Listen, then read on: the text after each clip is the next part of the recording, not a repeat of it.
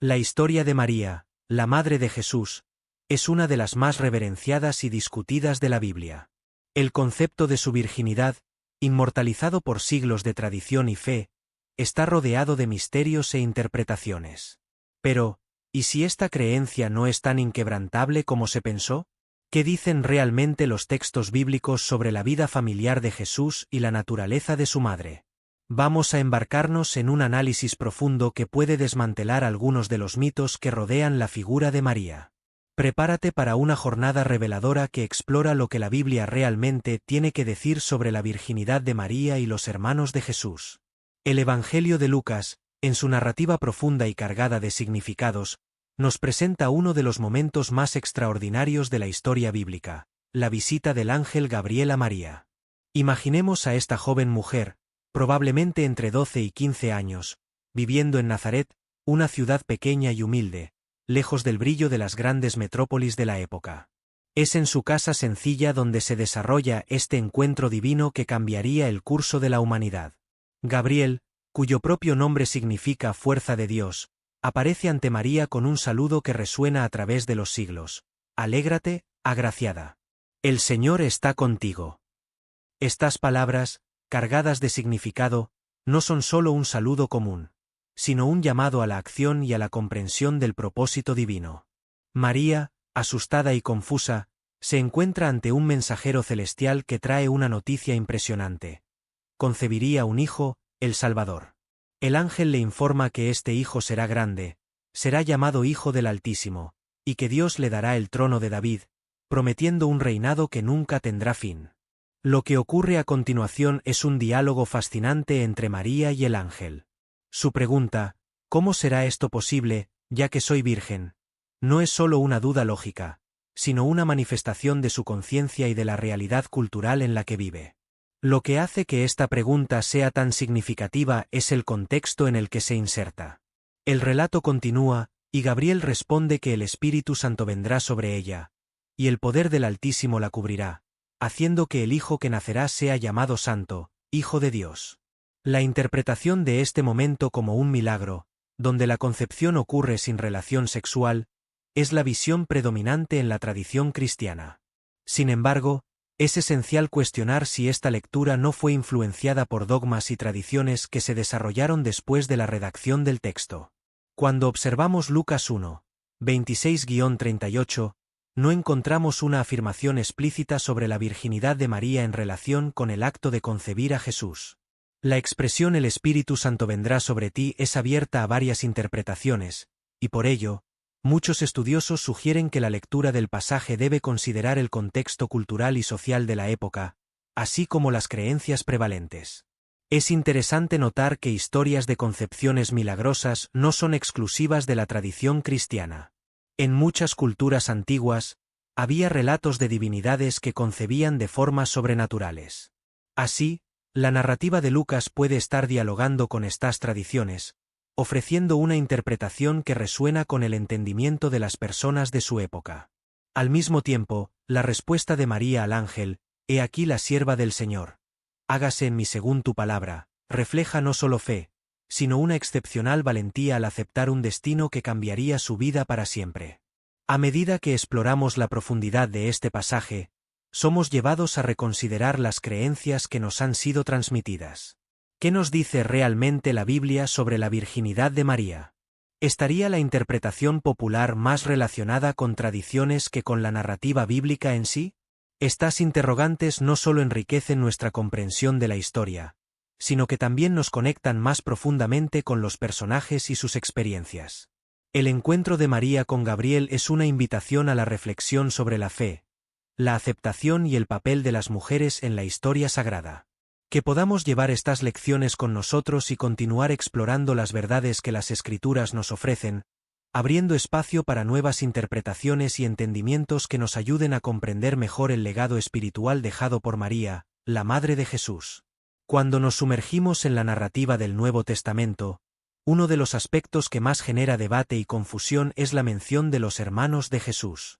Pasajes como Marcos 6:3 citan nombres como Santiago, José, Simón y Judas, presentándolos como hermanos de Jesús, pero esto plantea una serie de preguntas intrigantes. ¿Quiénes eran exactamente estos hombres que ocupaban una posición tan cercana a la figura central del cristianismo? Para muchos, la interpretación tradicional de los hermanos de Jesús es que eran primos o incluso seguidores, una forma de suavizar la idea de que María tuvo otros hijos tras el nacimiento de Jesús. Esta perspectiva ha sido ampliamente promovida por doctrinas de la Iglesia primitiva, que buscaban preservar la imagen de María como la eterna Virgen, una figura de pureza y santidad sin igual. Sin embargo, esta interpretación, aunque profundamente arraigada en la tradición, puede no reflejar con precisión lo que los textos bíblicos realmente afirman. Al analizar los textos, comenzamos a notar que el uso de la palabra hermanos puede ser más literal de lo que muchos están dispuestos a admitir. La lengua griega, que se utilizó para escribir el Nuevo Testamento, frecuentemente emplea la palabra adelpos para referirse a hermanos, y este término no solo se limita a hermanos de sangre, sino que también puede incluir hermanos más distantes o incluso amigos íntimos. Sin embargo, el contexto de los pasajes en los que aparecen estos hermanos sugiere una relación más cercana, casi fraternal. Por ejemplo, en Mateo 1:55, cuando la gente de Nazaret cuestiona el origen de Jesús, dicen: ¿no es este el hijo del carpintero? ¿No se llama su madre María, y no son sus hermanos Santiago, José, Simón y Judas? Aquí, la forma en que se mencionan a estos hermanos sugiere una relación familiar directa, lo que lleva a muchos estudiosos a argumentar que estos hombres eran, de hecho, hermanos biológicos de Jesús, hijos de María y José. Esta lectura es apoyada por el contexto cultural de la época, donde las familias eran típicamente grandes y las relaciones entre hermanos eran la norma. Además, la presencia de los hermanos de Jesús en las narrativas de los evangelios sugiere que no eran solo figuras marginales, sino que desempeñaban roles significativos en la comunidad cristiana primitiva. Santiago, por ejemplo, se convertiría en uno de los líderes de la Iglesia en Jerusalén, lo que refuerza la idea de que estos hombres no eran meros secundarios en la historia de Jesús, sino participantes activos e influyentes. Un aspecto crucial de esta discusión es la implicación que la interpretación de que María tuvo otros hijos tendría sobre la doctrina de la virginidad perpetua. Si Jesús tenía hermanos biológicos, esto cuestiona la idea de que María permaneció virgen tras el nacimiento de Jesús, un concepto que ha sido ampliamente defendido por teólogos a lo largo de los siglos. La pregunta que se impone, por lo tanto, es: ¿por qué tantas tradiciones y doctrinas habrían intentado reinterpretar a estos hermanos como primos o discípulos, sino para preservar una imagen que ya se había consolidado en la fe cristiana? Los estudiosos contemporáneos que exploran esta cuestión argumentan que el enfoque más honesto y coherente con los textos es reconocer que los hermanos de Jesús eran, de hecho, sus hermanos de sangre. Esta perspectiva no solo desafía la visión tradicional, sino que también abre espacio para una comprensión más rica y humana de la familia de Jesús, revelando que él creció en un entorno familiar como cualquier otro. Concluyendo, la discusión sobre los hermanos de Jesús es más que una simple cuestión teológica. Es una exploración de las tradiciones, el lenguaje y el contexto cultural que moldearon la narrativa cristiana. Al examinar quiénes eran estos hermanos, somos invitados a repensar las historias que nos han sido contadas, desafiando las nociones establecidas y conectándonos más profundamente con las figuras bíblicas. Esta reflexión no solo enriquece nuestra comprensión de la vida de Jesús, sino que también destaca la complejidad y la humanidad de las relaciones familiares que permeaban los textos sagrados. Por lo tanto, al cuestionar la identidad de estos hermanos, no estamos solo buscando entender la historia, sino también sumergiéndonos en la rica tapicería de la fe y la tradición que nos ha sido legada. Después del vívido e impactante relato del nacimiento de Jesús, la presencia de María en las Escrituras sagradas se vuelve notablemente esporádica, lo que lleva a una serie de preguntas intrigantes sobre lo que ocurrió en la vida de la Madre del Salvador después de su infancia. Al mirar el Nuevo Testamento, la narrativa evangélica ofrece una visión fascinante, pero limitada, sobre la vida de María, dejando muchas lagunas y misterios por explorar. El último relato claro de la infancia de Jesús se encuentra en Lucas 2, 41-52, donde encontramos a María y a José llevando a Jesús al templo en Jerusalén, cuando él tenía apenas 12 años. En este episodio, Jesús, al ser encontrado en el templo discutiendo con los doctores de la ley, declara: «¿No sabíais que me conviene estar en la casa de mi Padre?».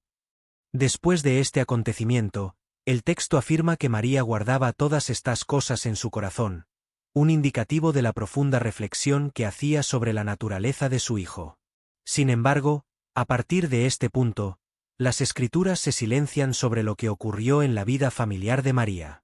Esta ausencia de información sobre la vida de María en los años posteriores plantea preguntas sobre su vida cotidiana, sus interacciones con sus otros hijos, si tuvo más hijos, cómo era la dinámica familiar con José, y más crucialmente, lo que esto implica para la doctrina de la virginidad perpetua. El silencio de las Escrituras respecto a su vida después de los 12 años de Jesús sugiere que tal vez las tradiciones que sostienen la idea de una María eternamente virgen se desarrollaron más tarde, sin un respaldo bíblico directo que las fundamentara.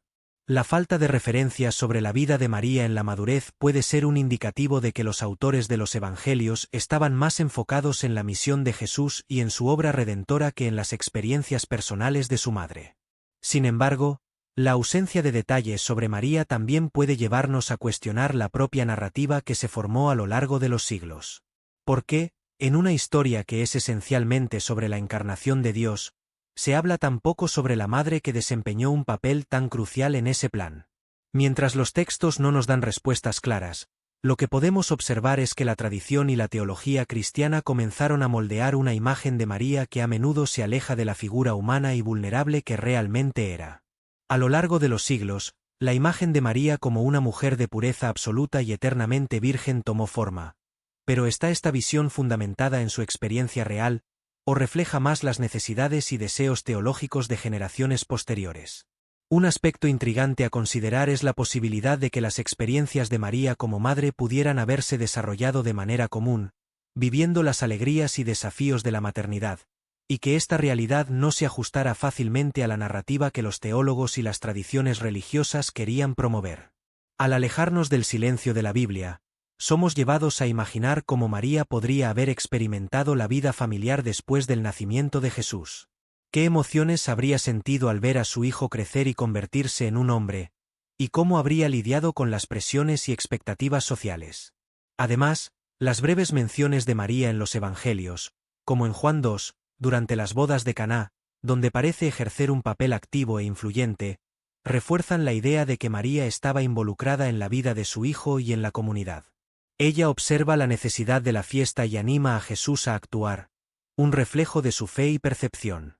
Este pequeño vistazo a su papel como madre sugiere que María estaba presente y atenta, pero aún así, el silencio que la rodea después de los primeros años de Jesús continúa planteando preguntas.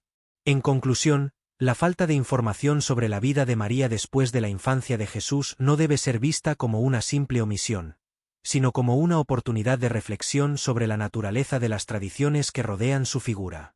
A medida que nos adentramos en este análisis, nos confrontamos con la complejidad de María como mujer, madre y figura central en la historia del cristianismo. Esta ausencia de relatos no disminuye la importancia de su vida, sino que invita a un examen más profundo de las tradiciones que la rodean y de las verdades que aún pueden ser descubiertas. Al cuestionar lo que sabemos, podemos comenzar a deconstruir las narrativas que se han impuesto a lo largo de los siglos y redescubrir la humanidad de María, la mujer que aceptó un papel tan monumental en la historia de la salvación. La idea de la virginidad perpetua de María es una creencia profundamente arraigada en la tradición cristiana, que ha ganado fuerza a lo largo de los siglos y se ha convertido en un pilar en muchas doctrinas y credos. Desde los primeros siglos del cristianismo, esta noción fue promovida por teólogos y líderes de la Iglesia, consolidando a María como una figura de pureza y santidad sin igual.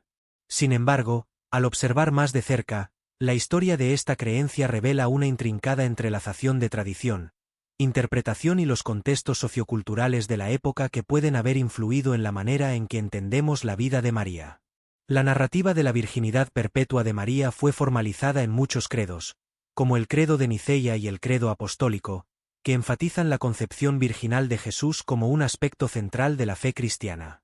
Estos textos establecieron a María no solo como la madre de Jesús, sino como una figura divina en sí misma, cuya pureza era necesaria para el cumplimiento de la profecía y la obra redentora. La idea de que María permaneció virgen después del nacimiento de Jesús comenzó a ser ampliamente aceptada, no solo como una doctrina de fe, sino como una forma de idolatrar su figura, alejándola de una identidad meramente humana para colocarla en una posición exaltada dentro de la teología cristiana. No obstante, esta construcción teológica no surgió en el vacío. Se desarrolló en un contexto cultural donde la virginidad femenina era idealizada y considerada una virtud suprema. En tiempos antiguos, la pureza sexual estaba asociada con un estado elevado de santidad, y María, como la Madre del Salvador, debía corresponder a esos ideales. Así, la interpretación de la virginidad de María puede haber sido moldeada, en gran parte, por presiones socioculturales y teológicas más que por fundamentos bíblicos directos. Muchos estudiosos contemporáneos cuestionan el origen y la validez de estas tradiciones. Al analizar textos y prácticas de la época, nos damos cuenta de que la interpretación de la virginidad de María fue frecuentemente influenciada por interpretaciones dogmáticas que se desarrollaron después de los eventos narrados en los Evangelios. Un ejemplo claro de esto es la elección de la palabra griega partenos, que significa virgen, pero que en algunas culturas antiguas también podía usarse para referirse a una mujer soltera, sin necesariamente implicar una virginidad perpetua. Esta flexibilidad lingüística sugiere que la concepción del estatus de María fue, en parte, una construcción posterior, diseñada para servir a intereses teológicos que se estaban estableciendo. Además, a lo largo de la historia del cristianismo, la figura de María fue cada vez más idealizada, con la inclusión de rituales y prácticas que reforzaban su imagen de pureza. El culto a María creció significativamente, especialmente en el cristianismo occidental, y varias doctrinas, como la Inmaculada Concepción, fueron formuladas para solidificar aún más su posición de santidad. Estas prácticas, aunque profundamente arraigadas en la tradición cristiana, a menudo carecen de respaldo en los textos bíblicos que narran la vida de Jesús y de María. Es interesante notar que, incluso entre los primeros cristianos, había un debate sobre la interpretación de la virginidad de María. Algunas corrientes del cristianismo primitivo no veían la necesidad de enfatizar la virginidad perpetua, y es posible que este entendimiento fuera más común en comunidades que no estaban bajo la influencia de dogmas emergentes que enfatizaban esta doctrina. La diversidad en las creencias sobre María refleja las tensiones y las variaciones en las interpretaciones de la fe cristiana a lo largo de la historia. Por lo tanto, al analizar la tradición y la evolución del mito de la virginidad perpetua de María, nos encontramos con un panorama complejo que desafía la visión tradicional. Esta creencia no es simplemente una cuestión de fe, sino que implica una entrelazación de factores históricos, culturales y teológicos que han moldeado cómo María fue percibida y venerada a lo largo de los siglos. Cuestionar estas tradiciones nos invita a reflexionar sobre lo que realmente sabemos sobre la vida de María y cómo la teología se ha desarrollado en respuesta a las necesidades y expectativas de las comunidades cristianas en diferentes periodos históricos. Esta exploración no solo nos ayuda a entender mejor la figura de María, sino también a reexaminar nuestras propias creencias y la forma en que la tradición influye en nuestra visión de la espiritualidad y de la fe cristiana. La presencia de los hermanos de Jesús en las Escrituras no es solo un detalle marginal. Al contrario, desempeñaron roles fundamentales en la formación de la comunidad cristiana primitiva. El Nuevo Testamento nos ofrece vislumbres de esta realidad, especialmente en relación a Santiago, que a menudo es mencionado como uno de los líderes más influyentes de la Iglesia de Jerusalén. La ascensión de Santiago al liderazgo suscita cuestiones intrigantes sobre la dinámica familiar de Jesús y el papel de María en medio de estas relaciones, además de desafiar la narrativa de la virginidad perpetua. Santiago, conocido como Santiago el Justo, no solo es citado como hermano de Jesús en pasajes como Mateo 1:55 y Marcos 6:3, sino que también es reconocido como una figura prominente entre los apóstoles. Tras la resurrección de Jesús, se destacó por su liderazgo en la comunidad cristiana de Jerusalén, donde se convirtió en una voz respetada e influyente. En Hechos 15, durante el Concilio de Jerusalén, Santiago tuvo un papel crucial al ayudar a decidir cuestiones teológicas importantes y determinar cómo la Iglesia manejaría la inclusión de los gentiles. Esta evidencia histórica sugiere que no era solo un hermano simple, sino un líder dotado de sabiduría y discernimiento, moldeando el futuro del cristianismo.